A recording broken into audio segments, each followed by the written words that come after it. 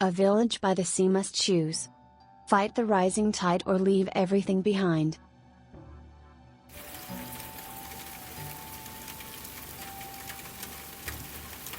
Long ago, tucked between emerald palm trees and the endless blue waters of the Indian Ocean, there was a village named Sundar, a name that meant beautiful. And beautiful it was. Fishermen cast their nets at dawn, their boats gently rocking like cradles. Women stirred bubbling pots over clay stoves, humming old folk songs. Children splashed along the sandy beach, racing against the tide, laughter echoing like bird song. There was a rhythm to life in Sundar, like the tides, steady and familiar. The village masjid stood at the center, its white dome catching the morning sun. At dawn, the azan rose like a soft chant over the fields, calling hearts to prayer. On Fridays, the whole village gathered, not just to pray, but to eat, laugh, and share news beneath the neem trees. Among the elders sat Baba Isman, a white-bearded man known for his wisdom and the sweet stories he told children. He had lived in Sundar all his life and could remember when the sea was far from the village edge. One evening, as the orange sun sank into the sea, Baba Isman sat on a wooden bench facing the horizon, his face thoughtful. Some curious boys ran up. "Baba Isman, tell us a story." But he didn't smile this time. His eyes remained on the sea. "Children," he said slowly, "do you see how close the waves come now? The sea is always there." One boy laughed. "It's our friend." Baba Isman's eyes dimmed. "Yes, it is our friend. But even a friend can change. When I was your age, we played cricket on a wide beach that stretched far. Now, the ocean swallows our footprints before we can turn around." That night, the children lay in bed listening to the waves, wondering, had they always sounded this loud?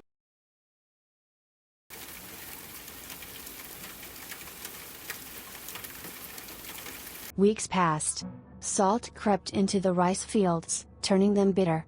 Coconut trees near the shore leaned dangerously. Some even fell, their roots soaked in brine. Still, many villagers shrugged it off. Then, one morning, a white jeep arrived. Out stepped Dr. Samira, a marine scientist and daughter of the village. Though she had grown up in the city, her heart had never left Sundar. Her grandfather had once been the imam, and stories of the village had filled her childhood. Samira wore a simple cotton scarf and carried a folder of maps and photographs. The villagers greeted her with smiles, offering fresh dates and tea under the big neem tree. After Juma prayers, she gathered everyone. "Brothers and sisters," she began, "I have studied the sea near Sundar. The water is rising, not just here, but everywhere. It is called climate change." People looked at one another. "What do you mean?" asked Zaid, a young fisherman with sea-weathered hands. Samira pointed to a photo.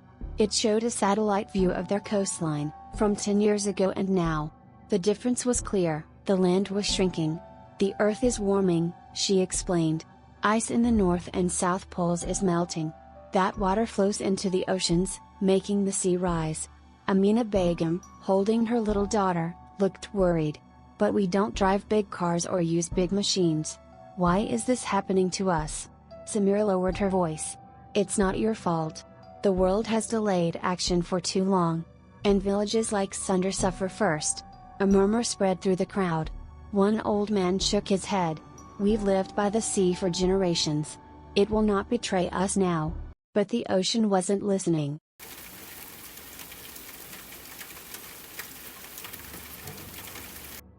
Dr. Samira didn't give up. She worked with the youth to plant mangrove trees, which held the soil with their roots. They built bamboo fences to calm the waves, and Samira trained volunteers to measure the tide each day. Yet every full moon, the water crept closer. Inside homes, arguments grew. "We must listen to Samira," Zaid urged. "If the sea rises more, we will lose everything." But others were defiant. "And go where?" snapped Hamid, an elder. "This is the land of my fathers. My father's grave is here. I will not run." Children no longer played freely. The school courtyard flooded during monsoon. Even Baba Isman's bench had vanished, swallowed by the sea.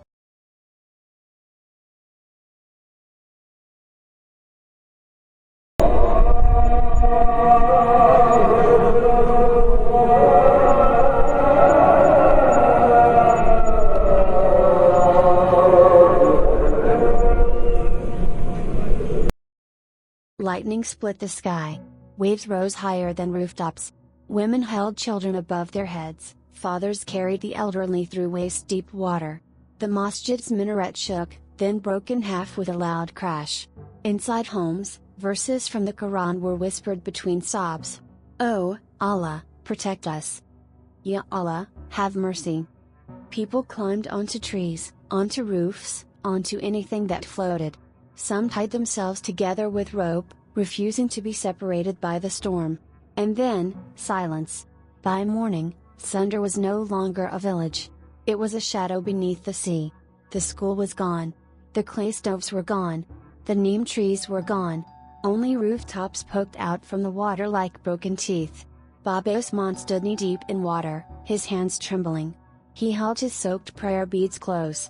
"Our village," he whispered. "It is sinking."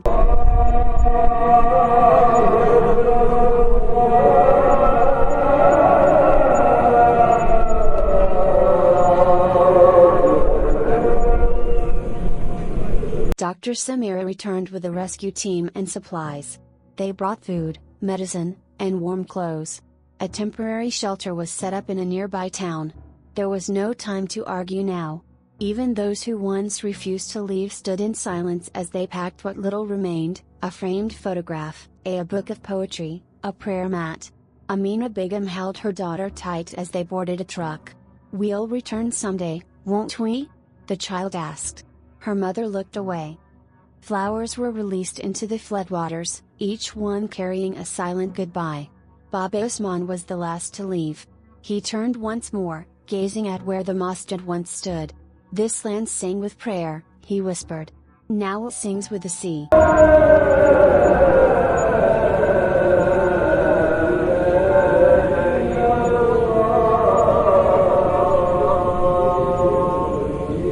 In the town where they resettled, life was not easy. The children missed the beach. The men missed their boats. The call to prayer didn't sound the same. But slowly, they built again. Zaid started a fishermen's cooperative on the river nearby. Amina taught village recipes at a school for displaced women. A small masjid was built, and once more, the azan filled the air. Baba Usman spent his final years sitting outside the new school, telling children stories of Sunder, a village that once sat beside the sea and danced with the wind.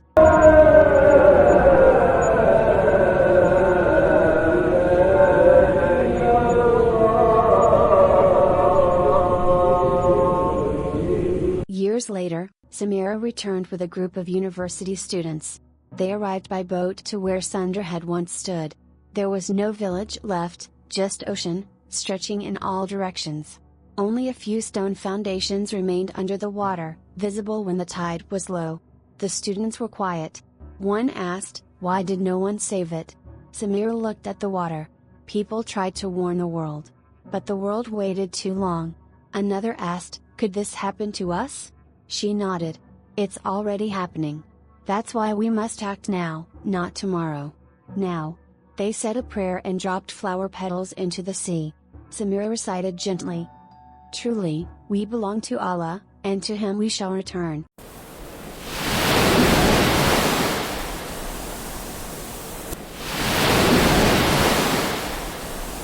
The sea does not ask who is rich or poor. It does not pause for prayers or walls or borders. It rises. The people of Sunder did not lose their homes because they sinned or made mistakes. They lost them because the world delayed action. Their story is not just a memory, it is a warning. If we do not care for the earth will not care for us. If we wait, we may lose more villages, more homes, more futures. But if we act, plant, protect, educate, and speak, we can still write a better ending.